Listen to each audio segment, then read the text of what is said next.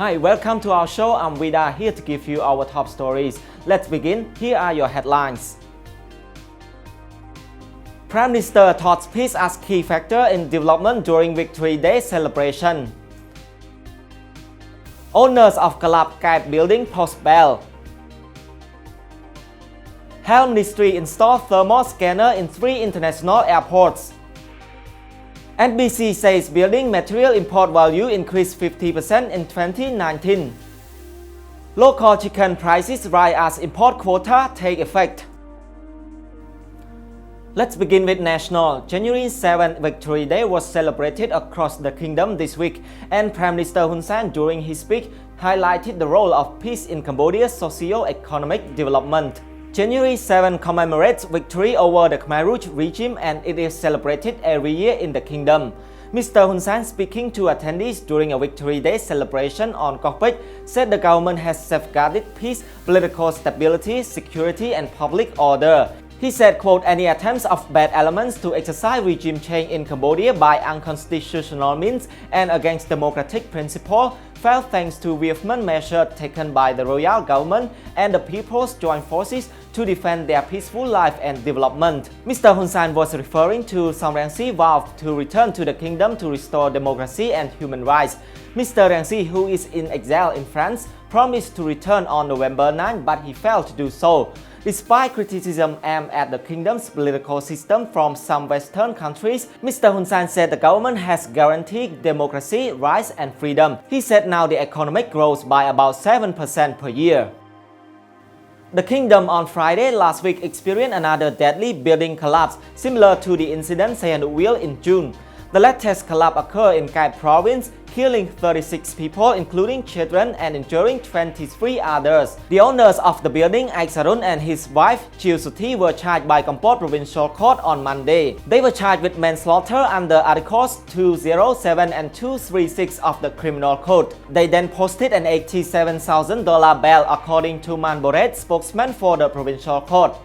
Mr. Boret said the couple is now under court supervision. He said, quote, they were charged with manslaughter and causing involuntary bodily harm. However, the judge decided to release them on bail and put them under court supervision. One of the conditions is that they deposit 354 million reals to the court as bail. They also need to regularly show up to the police and cannot leave the country.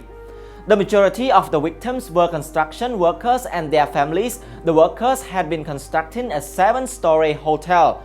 According to the Criminal Code, manslaughter is defined as an act causing the death of another person through negligence, recklessness or carelessness.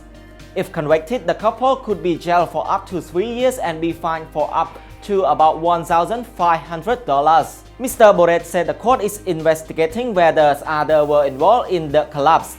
As for the supervisor, they were sent to hospital and medical centers after they were rescued from the rubble. Man Suthi, director of the Provincial Health Department, said victims admitted at the Provincial Referral Hospital have been discharged. He said, quote, I can say that they discovered quickly and we allowed them to return to their home provinces. We treated them free of charge and they also received support from the government.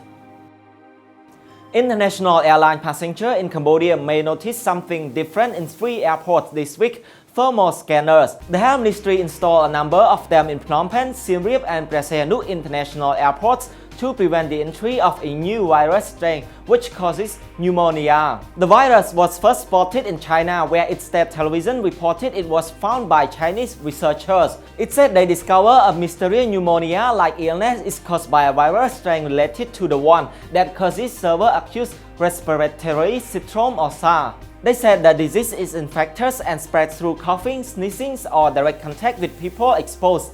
Mr. Momen Heng said there have yet to be cases in the kingdom, but the ministry is working with the World Health Organization to prevent it from entering. He said, quote, we have not yet received any specific information from the World Health Organization on what the disease is, but we have issued preventive measures by installing thermal scanners at all 3 international airports in Phnom Penh, Siem Reap and preah. On to our top business stories. Investors may be able to smile as they hear the latest news from the National Bank of Cambodia. Figures provided by the NBC is showing a continued boom in the kingdom construction sector.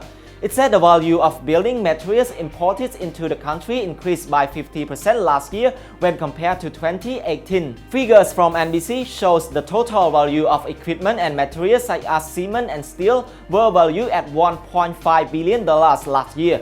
It showed they were valued at about $1 billion in 2018. This figure was shown in the bank's Macroeconomic and Banking 2019 report and its 2020 outlook. The NBC said the construction sector was one of the main economic drivers last year. Import of steel was valued at also up to an estimated $500 million from $300 million in 2018, the report said.